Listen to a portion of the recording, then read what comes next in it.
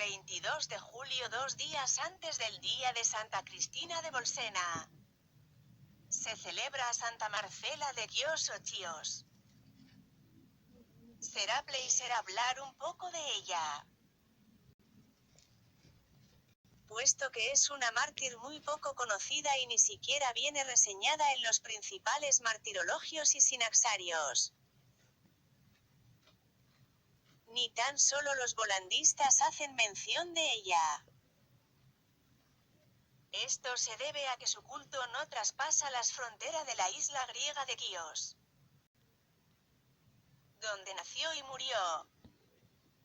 Pero en esta su culto es muy destacado y actualmente ha llegado a ser un poco más conocida por la difusión de su vida por las comunidades ortodoxas en la red.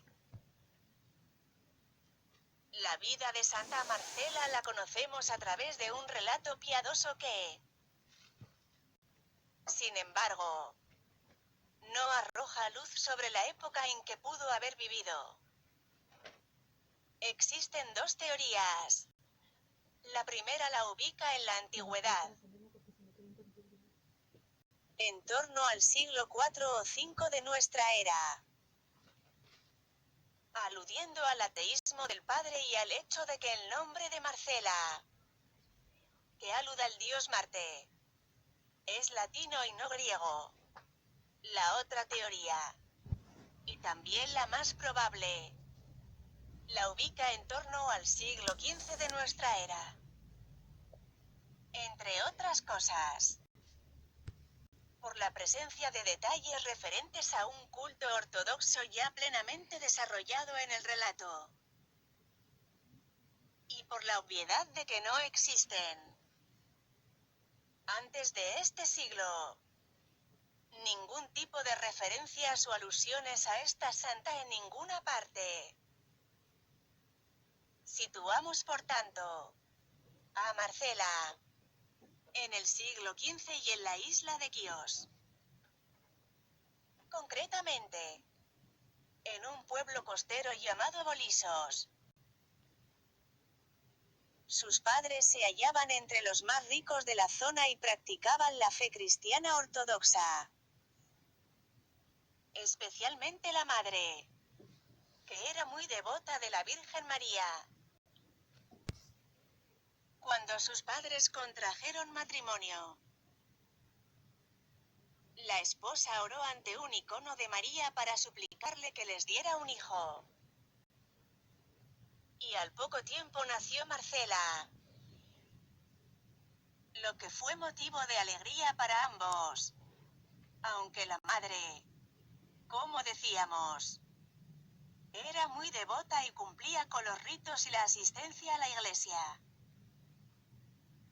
inculcando estas prácticas a la niña. El padre era bastante cínico respecto a las cuestiones de la fe. Tuvo que ser la madre quien instruyó a la niña. Le inculcó un tierno amor a la Virgen y un deseo de imitarla en su pureza.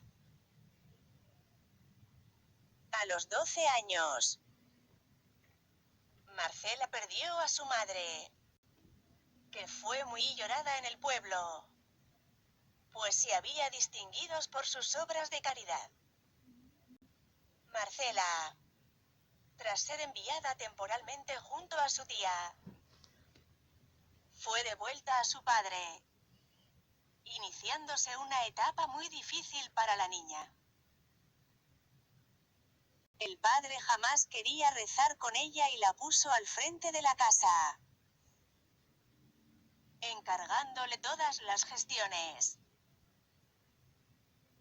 Ella se ocupó eficientemente de todas las tareas domésticas y también de trabajar en las propiedades de la finca. Pero cuando se recogía a rezar frente a los iconos, su padre la reñía y quería impedírselo. Así, en un tira y afloja, estuvo hasta cumplir los 16 años, cuando reprochó a su padre que hubiese dejado de asistir a la iglesia y de rezar.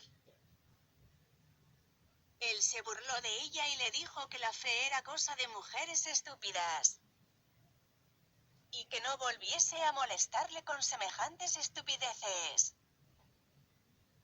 Ella, compungida, se resignó a esta realidad. Icono ortodoxo griego de la santa. A los 20 años, Marcela se había convertido en una espléndida mujer, agraciada en forma y en belleza, recordando siempre las enseñanzas de su madre. Se mostraba respetuosa, piadosa, y guardaba intacta su virginidad. Evitaba la compañía de muchachas menos reservadas que ella y de chicos que podían causarle problemas y comprometerla. Resuelta a convertirse en una digna esposa de Cristo, ayunaba, oraba y asistía a los pobres. Su eterna sonrisa y su bondad cautivaban a los aldeanos, quienes se decían que era una digna hija de su madre. Su triste estado de huérfana ya no la apesadumbraba y se sentía feliz sirviendo a Dios y al prójimo. Pero su felicidad iba a durar muy poco. Su padre, amargado por la soledad, empezó a comportarse todavía peor con ella. Le gritaba constantemente y le prohibía salir a pasear al jardín o a hablar con los vecinos. La molestaba constantemente y le impedía hacer sus obras de caridad.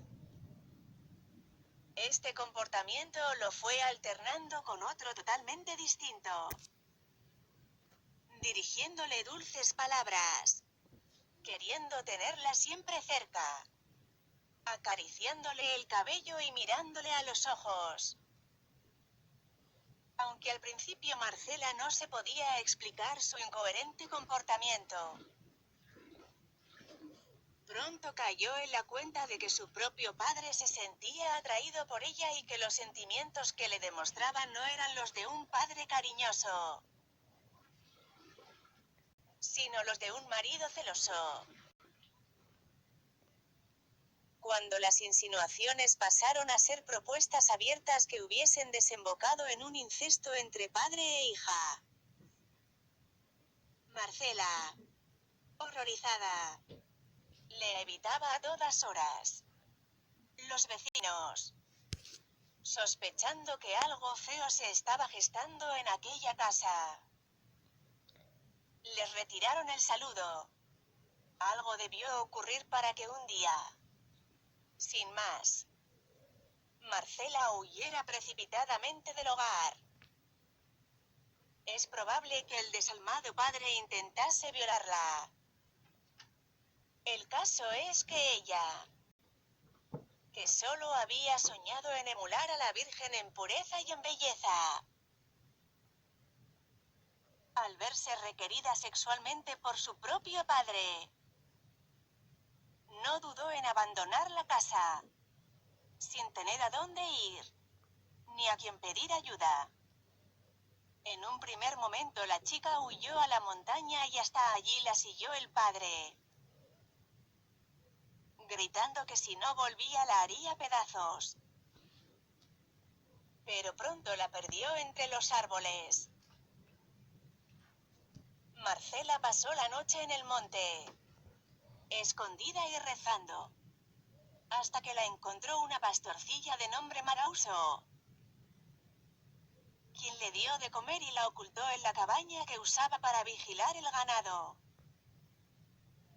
Días después, notando la ausencia de Marcela, los vecinos, preocupados, requerían al padre de la chica, quien respondía con sarcasmo que la loca de su hija se había ido para convertirse en santa.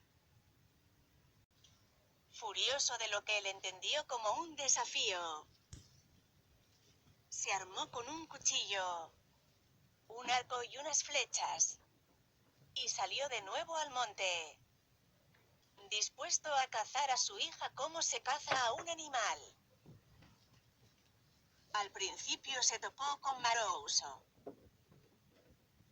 quien, voluntariosa, trató de despistarlo y entretenerlo para dar a Marcela la ocasión de huir, pero sus buenas intenciones fueron inútiles. Icono ortodoxo griego que representa el martirio de la santa. El padre alcanzó a la hija, quien se hallaba oculta entre unos arbustos. Y como no alcanzaba a capturarla, les prendió fuego para hacerla huir. En cuanto la vio salir, le disparó una flecha y la hirió en el muslo. Pero ella, tras levantarse, volvió a salir corriendo como pudo, decidida a no dejarse capturar por él. A partir de aquel momento, aquel hombre inhumano solo tuvo que seguir el rastro de sangre de su hija hasta la costa, para poder alcanzarla. El martirio de Marcela se consumó sobre unas rocas frente al mar.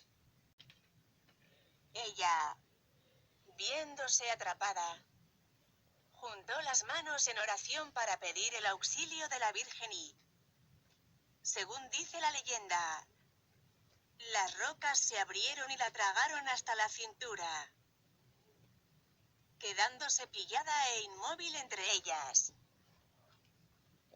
Llegó el padre y, tirándole del cabello, de los brazos, del cuello, trataba de sacarla para llevársela.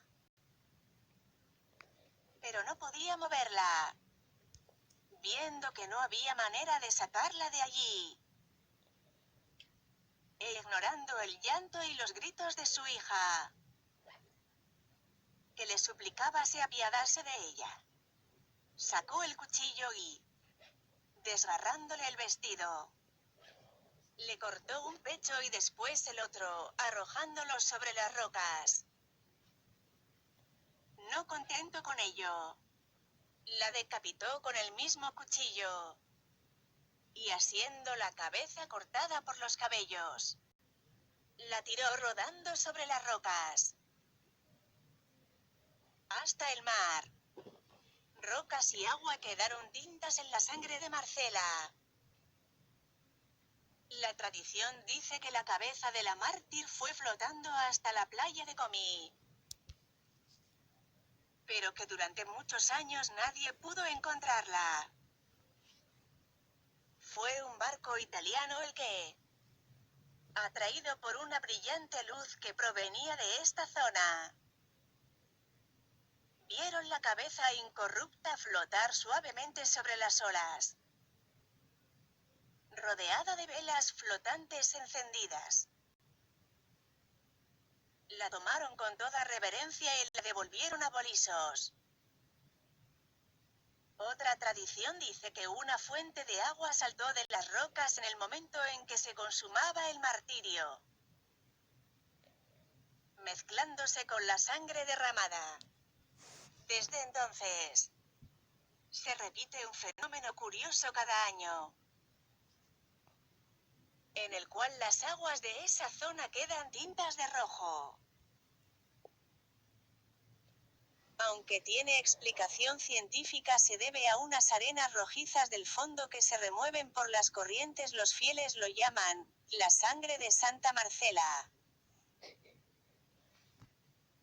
También se ha constatado que esta agua hierve y se calienta cada año por la fiesta de la Santa el 22 de julio durante el servicio de la Paráclisis.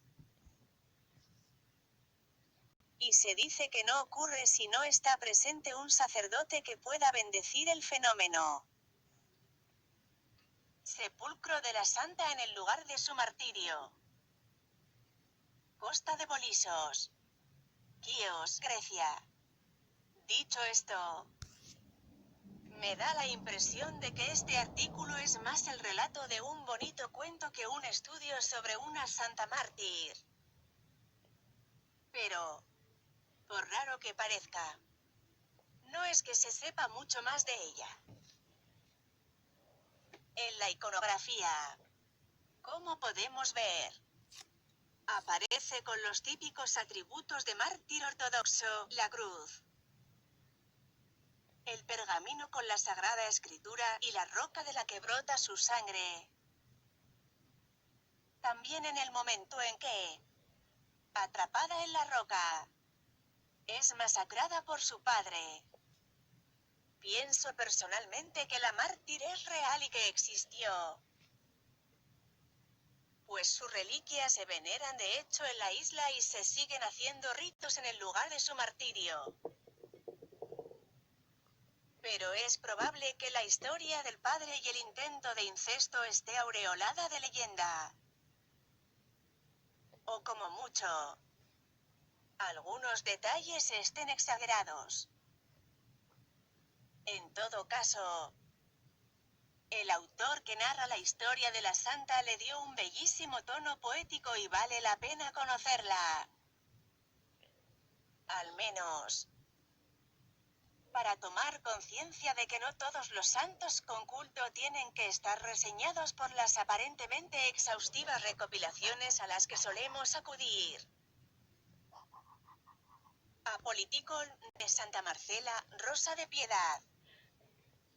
Hija de Quíos. Te honramos con cánticos. Santa Marcela, que fuiste decapitada por tu padre, danos fuerza y sálvanos del peligro. A nosotros que lloramos contigo. Gloria al que te dio fuerza. Gloria al que te coronó. Gloria al que, a través de ti, obra maravillas en los enfermos, sanándolos. Amén, amén, amén.